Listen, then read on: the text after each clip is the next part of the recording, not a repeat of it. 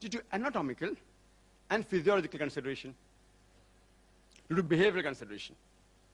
It can be due to ecological and economical consideration. It can be due to nutritional value or due to health and scientific reasons. Health and medical reasons. Let's first analyze the religious reasons. Mr. Thowheedh said that religion should not interfere with the human beings where it's concerned what we should eat and what we should not eat. That you should leave it up to the doctors.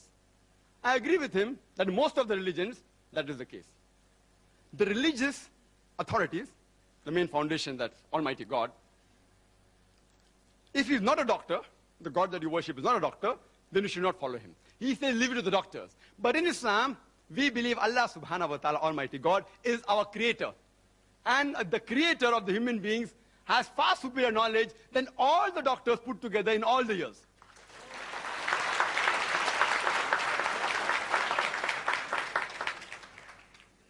And you can find the statements, as Mr. Ahmed already said, all from doctors. He's quoting from these books, which I think is available for sale outside, all these books. I will touch on some of these points, all out of which many are fictitious. Fictitious don't exist at all. Some are irrelevant, some are untested, and some are truths which are half-baked truths. I would like to make one point crystal clear. That while I prove undoubtedly that non-veg food should be permitted for the human beings, I do not have the slightest intention to hurt the feelings of any vegetarians. And while I prove logically and scientifically that non-veg food is permitted, and if someone feels hurt, his sentiments are hurt, I apologize in advance. I sincerely apologize. My intention is not to hurt anybody's feeling, but I have to reply to the presentation of the earlier speaker. As far as Islam is concerned, it is not compulsory for a human being to have non-veg. A Muslim can be a very good Muslim even by being a pure vegetarian. But when our Creator, Almighty God Allah subhanahu wa ta'ala, gives us permission to have non-veg, why should we not have it? And I started my talk by giving a quotation from the glorious Quran, from Surah Ma'idah, chapter number 5, verse number 1, which says, Ya ayyuhallazina amanu, O you believe, awfu bil uqud, uhillat lakum bahimatul anam, illa ma yutla alaykum. Fulfill all your obligations, and lawful for you for food are all four-footed animals with the exceptions named. Quran further says in Surah Hell, chapter number 16, verse number 5, that cattle has been created by God for you. In it are various benefits. You derive warmth, and of the meat you can eat. The same message is repeated in Surah Mu'minun, chapter 23, verse 21, that you can have the meat of the cattle. Let's analyze the geographical reasons and the surrounding environment. And as we know, it influences a person's food habit. Like people living in the coastal region, the Kokanese, they have more fish. People living in South India, they have more rice. People living in the deserts, where there's scarcity of vegetation, people mainly survive on the flesh of animals. The Eskimo, the Arctic region, where there's scarcity of edible vegetation, they survive more on seafood. And Mr. Zawahiri said that he knows that vegetable is not available in certain parts of the world, but today, due to advancement of transportation, we can supply them with vegetables. I would request the Indian Vegetarian Congress to supply, at least give the transportation cost, that's all, to supply to the Eskimos, to supply to Saudi Arabia. You get vegetable in Saudi Arabia, it is more expensive. Why? Because the cost of transportation. That makes it more expensive. It is illogical and unscientific to spend more money to buy a food which is less nutritious. Let's analyze the humane reasons, the ethical reasons, and the pure vegetarians, they say that all life is sacred and no living creature should be killed. They fail to realize that today it's a universal fact that even plants have got life. So the main argument on killing a living creature doesn't hold good today. Previously, maybe, a couple of centuries ago, it may have held some weight, but today it carries no weight.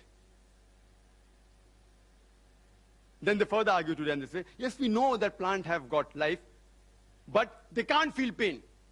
Therefore, killing a plant is a lesser crime and lesser sin as compared to killing an animal.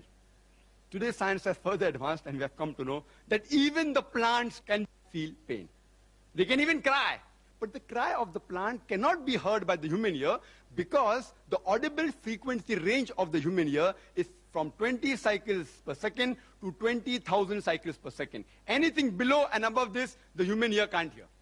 But the cry of the animal can be heard by the human beings, but the cry of the plant cannot be heard by the human beings. Just because you cannot hear the cry of the plant, that doesn't justify you to inflict pain or kill the plant.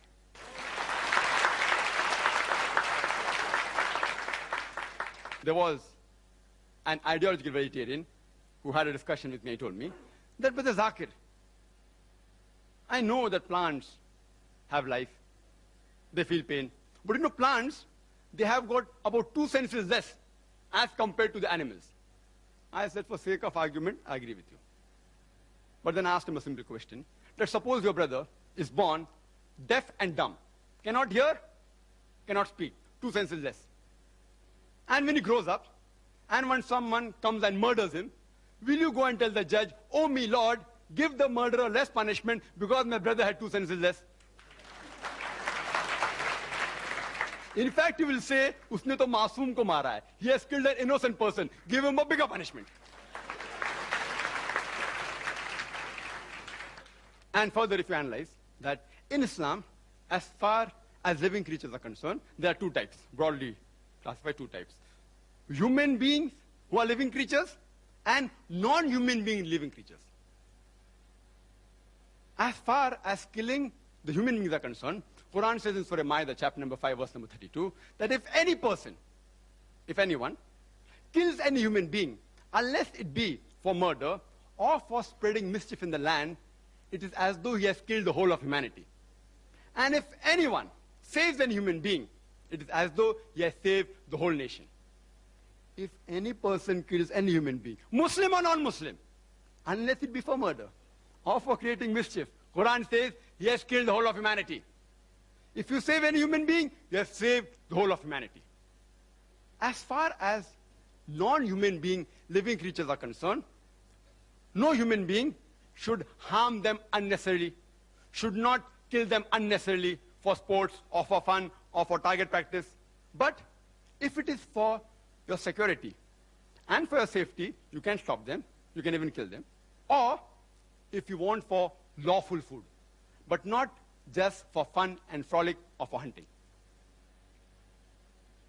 Even if I agree that the plants are a lesser species as compared to the human beings, if you take the life of one animal, an average animal, it can feed about 100 human beings.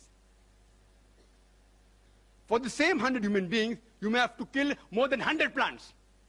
So is it preferable to take the life of one living animal or the life of 100 living plants? Which is a bigger sin?